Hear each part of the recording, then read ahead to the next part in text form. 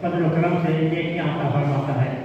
अब इस प्रोग्राम को हम आगे बढ़ाते हुए हम इकरा यूनानी मेडिकल कॉलेज के वाइस प्रिंसिपल मुहर्रिक टीचर जो हमारे कॉलेज के अजीम मुहर्रिक हैं, मैं उससे गुजारिश करता हूँ वो तशरीफ लाए और तारीख सदारत पेश करें। उससे मेरी मुराद है प्रोफेसर डॉक्टर शोएब शेखर, उनसे तशरीफ गुजारिश करता हूँ वो तशरीफ लाए और तारीख सदारत पेश करें। सॉरी, डॉक्टर प्रोफेसर इकबाल साहब तशरीफ ला रहे हैं। उमरैन रहमानी इस्लाम करता हूँ, सज्जाद नशीन खानके रहमानिया और all India Muslim Pakhtunkhwa board के सेक्रेटरी आज इस कैंपस से मौजूद हैं। वक्त आधा घंटा लेट हो गया, इसलिए एकदम इख्तिसार से करते हुए आगे के प्रोग्राम के लिए भी जाना है, तो हजरत को ज़्यादा मौका मिले इसका मैं भी और मेरे साथी भी ध्यान रखेंगे। यहाँ पर मेरे सामने जो बैठे हैं ये तमाम हमारे मुस्तकबिल के डॉक्टर्स हैं, मुस्तकबिल के हमारे टीचर्स हैं, उनके तमाम उनके मेंटर, उनके असातिज़ा हैं। ये प्रोग्राम का मकसद ये है कि आज पूरे मुल्क में जो माहौल बना है वक्त के नए तरकीबी कानून को लेकर, उसके ताल्लुक से आप में कुछ अवेयरनेस आए, आप उसे समझें। ये मुखालिफत बराए मुखालिफत नहीं है, इसके पीछे बड़े दूर रस जो है नताइज सामने आए। आज जहाँ पर हम वक्त को लेकर के बात कर रहे हैं, बेशक वो हमारे बुनियादी हुकूक के तहत जो हमारे राइट्स हैं उसमें मुदाखलत है। जो इस कॉन्स्टिट्यूशन ने हमें शरीयत पर चलने का हमें हक दिया है उसमें मुदाखलत है। और सबसे बड़ी बात ये कि इस मुल्क को डिक्टोरियल निज़ाम की तरफ ले जाने की बहुत बड़ी साजिश है।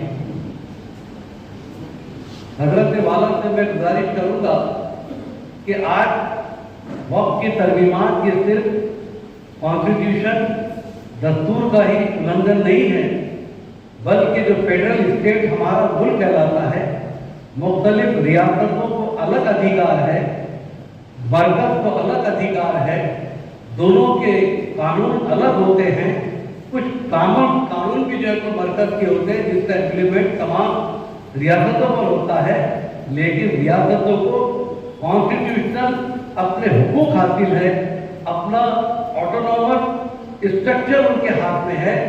जो कानून जो बना है ये उसको तोड़ता है। यानी अगर अमेंडमेंट करनी है कि 11 मेंबर जो हो गए वक्फ बोर्ड के स्टेट के अंदर, कुल 32 हमारे मुल्क में वक्फ बोर्ड हैं जिसमें 11 मेंबर होते हैं और एक है सेंट्रल वक्फ बोर्ड जिसमें 22 मेंबर होते हैं। हमारे स्टेट के वक्फ बोर्ड के अंदर जो सीओ है वो उसी मजहब का होगा, चाहे वो हमारा हिंदू भाइयों का एंडोमेंट बोर्ड हो, चाहे हमारे सिख भाइयों का गुरुद्वारा प्रबंधक मंडल हो, चाहे जैन भाइयों का, चाहे ईसाई भाइयों का, उनका जो एंडोमेंट जो श्राइन बोर्ड है उसमें उसी धर्म के मानने वाले सीओ भी होंगे, उनका ट्रिब्यूनल होगा, उसके मेंबरान भी उसी मजहब से ताल्लुक रखने वाले होंगे। ये दस्तूर के दिए हुए इख्तियारात है और स्टेट बोर्ड के मेंबरों का तकर्रुर ये स्टेट बोर्ड करता है। लेकिन आज मरकज़ ने जो अमेंडमेंट किया है वो डायरेक्ट विक्टोरियल है। उन्होंने फरमान जारी कर दिया कि 11 मेंबर होंगे, सीओ मुस्लिम होगा इसकी गारंटी नहीं थी, 2 लेडीज होगी जिनका कोई मजहब बताया नहीं गया, जबकि हमारे मजहब के ऊपर कोई लेडीज को या लीग भेद के ऊपर मना नहीं किया है। आज भी हमारे स्टेट बोर्ड की एक मेंबर फौजिया खान मैडम है जो एमपी के कोटे से आई है और दूसरे एमएलसी के कोटे से, आमदार के कोटे से वजाहत सिद्दर साहब आए हैं। मुतवल्लियान का कोटा इलेक्शन के जरिए से होता है जो मुतवल्लियान तय करते हैं महाराष्ट्र के, और ये सभी सब उसी धर्म के होने चाहिए जिस धर्म के वो है। मिडल ईस्ट का जो आलमी इनकलाब दुनिया ने देखा, आपको मालूम होना चाहिए कि वो अरब की एक छोटी बच्ची जो 21 साल की बेटी है जिसका नाम अस्मा महफूज है, उसने ये अजीम तरीन इनकलाब फेसबुक के जरिए से लाया। آج یہ جو وقف امینڈمنٹ بل کے خلاف پوری تحریک آل انڈیا مسلم پرسنل بورڈ کی رہنمائی میں چل رہی ہے، ہم چاہتے ہیں کہ آپ اس تحریک کا حصہ بنیں۔ اصل انسٹاگرام کی ہیروز تو آپ ہی لوگ ہیں، آپ جیسا چاہتے سوشل میڈیا کو استعمال کرتے ہیں، آپ ٹویٹر کے ٹرینڈز کو اتنا عام کرتے ہیں کہ بڑے بڑے فیصلوں کو آپ ڈکلائن کر سکتے ہیں۔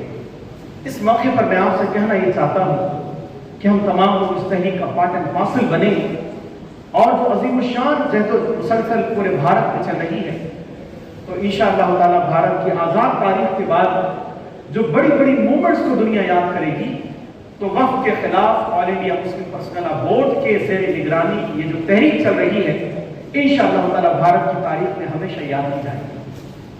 آپ اس کا حصہ بنیں، سوشل میڈیا کے جو ٹرینڈ سیٹ اپ ہوتے ہیں اس کا پارٹ بنیں، اور مجھے لگتا ہے کہ اگر آپ یونائٹ ہو کر یونانیمسلی اس ایکٹ کے خلاف، اس بل کے خلاف آواز اٹھاتے ہیں، تو میں سمجھتا ہوں کہ ہم چند لوگوں کو نہیں بلکہ دنیا کو ایڈریس کر کونسل اور ریاستی وقف بورڈ میں 2 غیر مسلم ارکان کی شمولیت کی تجویز کی گئی ہے جو اسلامی اصولوں اور مذہبی خود مختاری کے خلاف ہے۔ نمبر 2، کلیکٹر راج کا نفاذ۔ وقف ٹریبونل کو ختم کر کے متنازع جائیدادوں کے فیصلے کا اختیار ضلع کلیکٹر کو دیا گیا، جس سے وقف بورڈ کی خود مختاری متاثر ہو سکتی ہے۔ وقف کی تاریخ میں تبدیلی۔ بل میں وقف کی تاریخ کو دوبارہ متعین کیا گیا، جس سے صدیوں پرانی وقف جائیدادوں کی قانونی حیثیت پر سوال اٹھ سکتے ہیں، جیسے دہلی کی جامع مسجد ہو، گیان واپی کی مسجد ہو۔ نمبر 4، رجسٹریشن کی شرط صلاحیت۔ غیر رجسٹر وقف جائیدادوں پر قانونی کارروائی کا حق ختم کیا جا رہا ہے، جو کہ ان جائیدادوں کے تحفظ کے لیے خطرہ بن سکتا ہے۔ منتظمین کی تقرری میں تبدیلی۔ تقرری کے طریقہ کار میں تبدیلی کی گئی ہے، جس سے روایتی اسلامی طریقوں کو نظر انداز کیا گیا ہے۔ اب یہ جو بابا صاحب امبیڈکر نے جو سنویدھان لکھا ہے، اس کی کون کون سے آرٹیکل کو ڈسٹرب کرتا ہے یہ قانون؟ یہ آرٹیکل 26B کا النگھن کرتا ہے، مسلمانوں کی جائیداد پر کنٹرول ختم۔ بل کا نقطہ یہ ہے کہ کلیکٹر بغیر وقف زمین کو غیر وقف قرار دے سکتا ہے، یعنی کلیکٹر کو پاور ہوگا۔ اس میں ہماری جو ایرنڈول کی مسجد ہے، پچھلے سال اس کا واقعہ ہوا ہے کہ کلیکٹر نے آرڈر کر دیا تھا کہ آپ جو چابیاں ہیں وہ نگر پالیکا میں جمع کر دو، اس پہ بہت ساری تفصیل ہے۔ نمبر 2، آرٹیکل 21، ذاتی آزادی اور انصافی حق کا متاثر ہوگا۔ وقف زمین پر فیصلہ کرنے میں 12 سال کی قید اور ضمانت نہیں۔ آرٹیکل 26D کا النگھن، مذہبی اخلاق کا تحفظ کمزور۔ حکومت وقف جائیدادوں پر آسانی سے قبضہ کر سکتی ہے، جو آرٹیکل 26D کا النگھن ہے۔ آرٹیکل 14 کا النگھن، برابری اور انصاف کا حق چھینا جا سکتا ہے۔ اس میں آرٹیکل 14 میں اگر یہ قانون پاس ہو جاتا ہے تو آپ کو اس کے بعد میں ہو سکتا ہے کہ گورنمنٹ دویم درجے کا شہری کر دے، اور جو ووٹ کا درجہ ہے آپ کا، کیا ٹاٹا برلا کو بھی وہی ایک ووٹ کا اختیار ہے جو آپ کا ہے، تو وہ ختم کیا جا سکتا ہے۔ تو حکومت کا فیصلہ آخری ہوگا اور عدالت میں اپیل محدود ہوگی، یعنی عدالت میں آپ کو جانے کا جو ایک حق تھا اس میں لمیٹیشن آ جائے گی۔ آرٹیکل 25، مذہبی آزادی اور قانونی تحفظ کمزور ہوگا، بغیر مکمل تحقیق کے FIR درج کی جا سکتی ہے۔ یعنی اگر کسی نے اپلیکیشن دے دیا کہ یہ مسجد یا مدرسے کے یا ابھی ہمارے بڑے احتجاج کے انداز میں جلسے جلوس کر رہے ہیں، آپ نے دیکھا بیڑ کا جلسہ، اورنگ آباد کا جلسہ، جالنا کا جلسہ اور پٹنہ کا جو جلسہ ہوا، کئی ایکڑ کا میدان تھا، لاکھوں ہندو مسلم، یہ جملے پر دھیان دینا، لاکھوں ہندو مسلم ایک ساتھ رہے۔ یہ ہندو مسلم لفظ میں کیوں کہہ رہا ہوں؟ کیونکہ ہندو بھائیوں کو بھی پتہ چل گیا کہ یہ چور سرکار ابھی پہلے مسلمانوں کو نشانہ بنا رہی، بعد میں یہ چور کدھر آئیں گے؟ ارے بولو نا۔ وہ پیاری بیٹیوں، آپ کو معلوم ہے، خوشی کی بات سن لو، راجیہ سبھا میں، پارلیمنٹ میں تقریباً 232 خاصدار، جسے ہم کہتے ہیں اپنے خاصدار ممبران پارلیمنٹ اور راجیہ سبھا میں 232 خاصداروں نے وقف کے کالے قانون قانون کے خلاف اور حکومت کے خلاف ووٹ دیا تو حکومت ہل گئی. آپ کو کیوں معلوم؟ اس لیے کہ اپنے 26-27 تو ہے, اب 232 میں سے 27 نکال لو تو کتنے بچے؟ ارے بولو, یعنی 200 پلس. یہ خوشی کی بات ہے کہ 200 پلس ہندو خاصداروں نے حکومت کے اس کالے قانون کے خلاف ہمارا ساتھ دیا. زوردار تالیاں یہاں پر. اچھا حکومت کو کیا لگ رہا تھا؟ معلوم کیا ان کو کیا لگ رہا تھا؟ مسلمانوں کا مسئلہ ہے, ان کا ٹینشن رہے نا, اپنے والے نہیں جائیں گے. حکومت پریشان ہو, سارا 200 چلے گئے ادھر. کتنے چلے گئے؟ 200. تو میں نے کہا کہ مودی جی اس بات کو سمجھ لو کہ اب اندھ بھکتی ختم ہو رہی ہے, گوبر بھکتی نہیں کر سکتے جب تک کہ آپ ابھی کے مرحلے میں آنے والے دنوں کی تیاری نہ کریں. اگر آپ نے محنت کی, کوشش کی, وقت کا صحیح استعمال کیا, اپنی صلاحیتوں کو ضائع ہونے سے بچایا اور فضول مشغلوں کے بجائے اپنی جد و جہد کو مرتکز اور مرکوز کیا, تو پھر آنے والے دنوں میں آپ کی ذات, آپ کی شخصیت فیض کا سرچشمہ بنے گی. اور خدا نخواستہ اگر آپ نے اس وقت کو یوں ہی گزار دیا تو آنے والا وقت آپ کے لیے بھی برا ہوگا, آپ کے ملک اور ملت کے لیے بھی خوشگوار نہیں ہوگا. آپ پر اس ملک اور ملت کے مستقبل کا انحصار ہے. آپ کو طے کرنا ہوگا کہ جو وقت آپ کو ملا ہے اسے آپ کو بہتر طریقے پر استعمال کرنا ہے, ایک ایک منٹ کو استعمال کرنا ہے. جو وقت آپ کی زندگی سے گزر گیا اب وہ کبھی لوٹ کر نہیں آئے گا. وقت کا ہر لمحہ یہ کہتا ہوا گزرا مجھ سے, ساتھ چلنا ہے تو چل, میں تو چلا جاؤں گا. وقت ٹھہر کر آپ کا انتظار نہیں کرے گا, اور اگر آپ نے اس مرحلے میں غفلت برتی آنے والا وقت آپ کو کبھی معاف نہیں کرے گا. اور یاد رکھیے, آپ جس پیشے میں جائیں گے, جس جگہ بیٹھیں گے, اگر آج آپ نے وقت کا صحیح استعمال نہ کیا کل مصیبت پیش آئے گی. دوسرے بھی آپ کی وجہ سے تکلیف کے مرحلوں سے گزریں گے. کتنے ایسے ہیں اس مجمع میں جو ڈاکٹر بنیں گے. اب اگر آپ ڈاکٹر بن گئے اور آپ نے صحیح سے پڑھائی نہ کی تو آپ کے مریض صحت یاب نہیں ہوں گے, سونا پورا آباد کریں گے. اس لیے کہ آپ نے صحیح سے پڑھائی کی نہیں, غلط تشخیص و تجویز کے نتیجے میں مریض مر جائیں گے. آپ کو ایک دلچسپ قصہ سناتا ہوں. پرانے زمانے میں کوئی گاؤں میں حکیم صاحب تھے. وہ حکیم صاحب لوگوں کا علاج کرتے تھے مگر تھے نیم حکیم. ظاہر ہے کہ گاؤں دیہات میں انہی سے لوگ علاج کے لیے رجوع کرتے تھے. ان کا حال یہ تھا کہ جب وہ جاتے تھے گاؤں کے قبرستان میں تو چہرے پر اپنے رومال ڈال لیتے تھے. تو کسی نے ان سے پوچھا کہ جناب یہ آپ ہمیشہ جو قبرستان میں جاتے ہیں اور چہرہ ڈھانپ لیتے ہیں, اس کی وجہ کیا ہے؟ تو بڑی معصومیت سے کہنے لگے کہ اصل بات یہ ہے کہ اس قبرستان میں جو لوگ دفن ہیں اکثر میرے ہی علاج سے یہاں تک پہنچے ہیں, تو یہاں آتا ہوں تو ذرا ان سے شرم آتی ہے.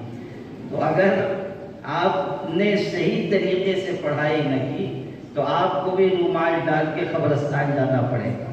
اس لیے کہ آپ کا وقت کا ضیاع کل نقصان پہنچائے گا. جو ٹیچر بن رہے ہیں اگر آج آپ کی تربیت, آپ کی تعلیم ناقص رہی تو سمجھ لیجئے کل آپ پوری ایک نسل کی بربادی کا ذریعہ بن جائیں گے. ڈاکٹر سے بھی تو یہ نقصان ہوگا کہ جانیں ضائع ہوں گی, لیکن آپ کی غلطی کی وجہ سے پوری نسل برباد ہوگی. اس لیے ابھی کے مرحلے کو غنیمت جانیے اور آنے والے وقت کی ابھی سے تیاری کیجیے. یہ بات میں نے اپنی ذمہ داری سمجھ کر آپ سے عرض کی ہے. اب آپ کو بتاتا ہوں کہ ہم وقف قانون 2025 کے مخالف کیوں ہیں. یہ جو وقف ایکٹ آیا ہے 2025، یہ بل نہیں رہا. ابھی ہمارے بعض ساتھیوں نے اس کو بل کہا، یہ اب بل نہیں رہا، یہ منظوری کے بعد قانون بن گیا ہے. اور یہ قانون زمین پر اتارا جا رہا ہے، اگرچہ کہ سپریم کورٹ میں اس پر سنوائی ہو رہی ہے، کیس چل رہا ہے. لیکن ہمارا ملک عجیب ہے، ایک طرف کیس چل رہا ہے، دوسری طرف اس ایکٹ کو، اس قانون کو زمین پر اسٹیبل کرنے کی کوششیں ہو رہی ہیں اور بہت تیزی کے ساتھ ہو رہی ہیں. اور اس کے پیچھے مقاصد کیا ہیں وہ بھی آپ کے ذہن میں رہے. مقصد ان زمینوں پر قبضہ ہے جو ہمارے باپ دادا نے وقف کی. یہ حقیقت ذہن میں رکھیے کہ وقف جائیدادیں کسی کا عطیہ نہیں ہے، کسی کا دیا ہوا سرمایہ نہیں ہے، کسی اور کا احسان نہیں ہے. وقف کی جتنی جائیدادیں ہیں، جتنی پراپرٹی ہے، وہ سب ہمارے باپ دادا کی عطا کی ہوئی. کسی حکومت کا احسان نہیں ہے. خیرات میں ہمیں یہ زمینیں نہیں ملی، ہمارے باپ دادا نے اپنی حق حلال کی کمائی دی ہے. اور یہ بات بھی سمجھیے، بسا اوقات کہیں اختلاف ہوتا ہے، کہیں جھگڑا ہوتا ہے، تو لوگ کہتے ہیں نا کہ یہ زمین نہ میرے باپ کی ہے نہ تیرے باپ کی ہے. تو اگر وقف کی زمین کا جھگڑا ہوگا، کوئی یہ کہے گا تو ہم کہیں گے کہ وقف کی زمین تیرے باپ کی نہیں ہے، یہ تو سچ ہے، لیکن ہمارے باپ کی ہے، یہ بھی حقیقت ہے. یعنی وقف کی زمین ہمارے باپ دادا کا دیا ہوا سرمایہ ہے، اور کسی سے کوئی پیسہ لے کر انہوں نے وقف کیا ہے ایسا نہیں، بلکہ ہمارے دین نے جو انفاق کی اور اللہ کی راہ میں خرچ کرنے کی ترغیب دی، اس کی روشن علامتیں یہ وقف کی زمینیں. اچھا، یہ بھی آپ سے کہہ دوں کہ ہمارے بہت سے بھائی سوشل میڈیا پر بھی لکھنے لگتے ہیں، اور بھلا ہو سوشل میڈیا کا، یہ ایسی مخلوق ایجاد ہو گئی ہے کہ جس کی برکت سے اتنے مفکر پیدا ہو گئے کہ جو پتھر ہٹائیے اس کے نیچے سے ایک درجن نکل آتے ہیں. جس کو دیکھیے وہ مفکر بنا ہوا ہے. پہلے جن لوگوں کی بات گھر میں بیوی بھی نہیں سنتی تھی، وہ بھی آج کل سوشل میڈیا پر لکھتے ہیں اور سمجھتے ہیں کہ ہمارے افکار و خیالات از غم تا سنگ پھیل رہے ہیں.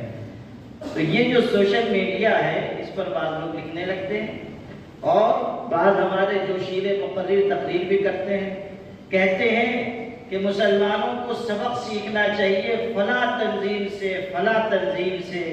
غیر مسلم بھائیوں کی تنظیموں کا کچھ نام لیتے ہیں اور کہتے ہیں کہ ان سے سیکھیے کیسے خرچ کرنا چاہیے.